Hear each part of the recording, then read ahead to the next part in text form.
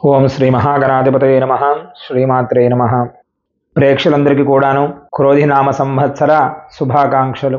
ఈ సంవత్సరం వృశ్చిక రాశి వారికి ఆనందదాయకంగా ఉండాలని కోరుకుంటూ ఈ వృశ్చిక రాశి వారి గురించి ఈ సంవత్సరం ఆదాయ వ్యయాలు ఎలా ఉన్నాయి, రాజ్యభుజ్యం ఎలా ఉంది, అవమానం ఎలా ఉంది, మీరు ఏ దేవత ఆరాధన చేస్తే మంచిది, ఏ దేవుడిని మీరు అర్చన చేస్తే ఇంకా లాభదాయకంగా ఉంటారో తెలుసుకుందాము. ముందుగా వృశ్చిక రాశి విశాఖ నక్షత్రం 1, 2, 3, 4 పాదములు, అనురాధ 1, 2, 3, 4 పాదములు, జ్యేష్ఠ నక్షత్రం 1, 2, 3, 4 పాదములు వెలసి వృశ్చిక రాశి. వీళ్ళకు ఈ సంవత్సరం ఆదాయం 8, వ్యయం 14, రాజ్యపూజ్యం 4, అవమానం 5. అవి ఎలా ఉన్నా కానీ, రాజ్యపూజ్యం అవమానం ఎలా ఉన్నా, ఆదాయ వ్యయాలు ఎలా ఉన్నా కానీ ఈ సంవత్సరం గురుడు సప్తమ స్థానంలో ఉన్నాడు. శని రాహులు వీళ్ళకు 11వ స్థానంలో ఉన్నారు కాబట్టి వీరు పట్టిందల్లా బంగారం అవుతుంది. ఎలాంటి సందేహం లేదు. ఈ సంవత్సరం వీరికి చాలా ఆనందదాయకంగా ఉంటారు. ఎలాంటి ఇబ్బంది పడవలసిన అవసరం కూడా మీరు లేదు. కొత్తగా ఇల్లు కొనుక్కుంటారు, స్థలాలను కొంటారు, బంగారాన్ని సమకూర్చుకుంటారు. ఎలాంటి పనులైనా సరే మీరు చిటుక్కున చేసే ఉపాయాలు మీ దగ్గర ఎక్కువగా ఉన్నాయి. మీ తెలివితేటల వలన ఎంతటి కార్యాన్నైనా సరే సాధించగల శక్తి మీకు గట్టిగా కనబడుతుంది ఈ సంవత్సరం. కాకపోతే మీరు కాస్త గట్టిగా కష్టపడితే అన్ని విజయాలు కూడా మీ కాళ్ళ దగ్గరకు వస్తాయి. కాబట్టి ఈ రాశి వారు కాస్త జాగ్రత్తగా ఉంటే మంచిది. ఈ సంవత్సరం ఈ రాశి వారికి పక్కన వారిని కష్టపెడితే తప్ప ఆ కష్టం వలన మీ పని అవుతుంది. అంత ఈజీగా వాడిని ఏదో వెళ్ళి నమస్కారం చేసి ఏదో బంగపోతే డబ్బులు ఇస్తాడు, వాడి వల్ల పని అవుతుంది అని అనుకోవద్దు. యథావిధిగా మీరు మీ రాశి వారు ఎలా ఉంటారో అదే విధముగానే వాడిని కష్టపెట్టైనా సరే, వాడిని ముక్కు పిండి అయినా సరే మీరు డబ్బు తెచ్చుకుంటే చాలా మంచిది. లేకపోతే చాలా నష్టపోయే అవకాశం ఎక్కువగా కనబడుతూ ఉంది. అంతేకాకుండా పైవారి ద్వారా మీ పనులు అయ్యే అవకాశం ఎక్కువగా కనబడుతుంది. మీకంటే పెద్దవారి ద్వారా లేదా స్త్రీ మూలకముగా మీ పనులు అయ్యే అవకాశం ఎక్కువగా కనబడుతూ ఉంది. ఈ రాశి వారికి ఎప్పుడూ లేనంత విధంగా కొత్త కొత్త ఆలోచనలు ఏర్పడతాయి. ఆ ఆలోచనల వలన మీరు సకాలంలో ఆ ఆలోచనలను మీరు సమయానికి మార్చుకుంటే, ధనానికి విధంగా మార్చుకుంటే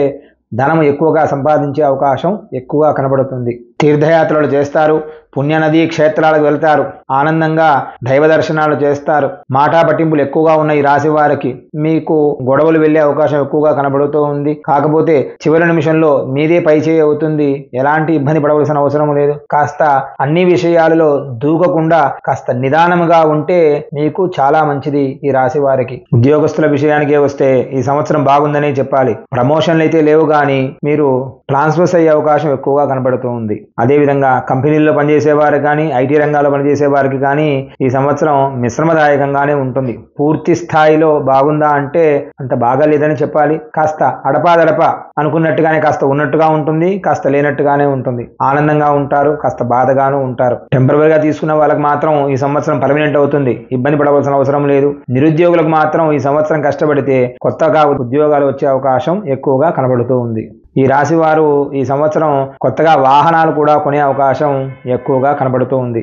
రాజకీయ నాయకులకు వస్తే మీరు ఖచ్చితంగా ఎలక్షన్లో పోటీ చేస్తే ఖచ్చితంగా గెలుస్తారు. ఇబ్బంది పడవలసిన అవసరం లేదు. పోటాపోటీగా మీరు ఖచ్చితంగా గెలిచి శత్రువులకే మీరు చూస్తే చాలు, మిమ్మల్ని చూసి భయపడే విధంగా ఉంటారు మీరు. కాబట్టి ఎలాంటి మీరు భయం పెట్టుకోవాల్సిన అవసరం లేదు. మేము గెలుస్తామా లేదా అని భయపడవలసిన అవసరం లేదు. ఈ సంవత్సరం ఈ రాశి వారు కష్టపడితే ఖచ్చితంగా విజయాన్ని కూడా సాధిస్తారు. కాకపోతే విలువైన ఆస్తులు కూడా పోయే అవకాశం కూడా ఉంది ఈ రాశి వారికి. ఆ విషయాన్ని ఖచ్చితంగా గుర్తుపెట్టుకోవాలి. మీ పార్టీలో మంచి స్థాయి ఉంటుంది, మంచి పదవిని కూడా మీరు పొందుతారు.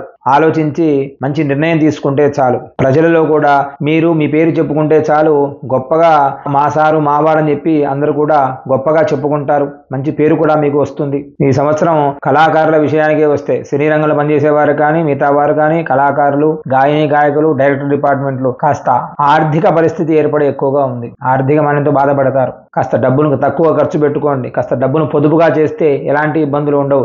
కాస్త మీరు అనుకున్న అవకాశాలు కూడా అందినట్టే అంది అవి దూరం అయిపోయే అవకాశం కూడా ఎక్కువగా కనబడుతుంది. కాబట్టి ఈ సంవత్సరం కళాకారులు జాగ్రత్త వహిస్తే మాత్రం తప్పకుండా మీరు ఆనందదాయకంగా ఉంటారు. వ్యాపారాలలో చేసేవారికి, వ్యాపారస్తులకు, హోల్సేల్ వ్యాపారస్తులు, రిటైల్ రంగాల వారికి కానీ, స్టోరేజ్ చేసేవారు, ఈ కందిపప్పు, మినపప్పు, శనగపప్పు అవన్నీ స్టోర్ చేశారు కదా, వారికి మిశ్రమ ఫలితంగా ఉంటుంది. పూర్తిగా వ్యాపారాలు అయితే లాభాలు అయితే లేవు. ఇంకా ఏమిటయ్యా అంటే కొత్తగా మీరు వ్యాపారాలు కూడా ప్రారంభం చేయకుండా ఉంటే మంచిది ఈ సంవత్సరం. ఎందుకంటే ఉన్న వ్యాపారాలే మూసే అవకాశాలు కూడా ఎక్కువగా కనబడుతూ ఉన్నాయి.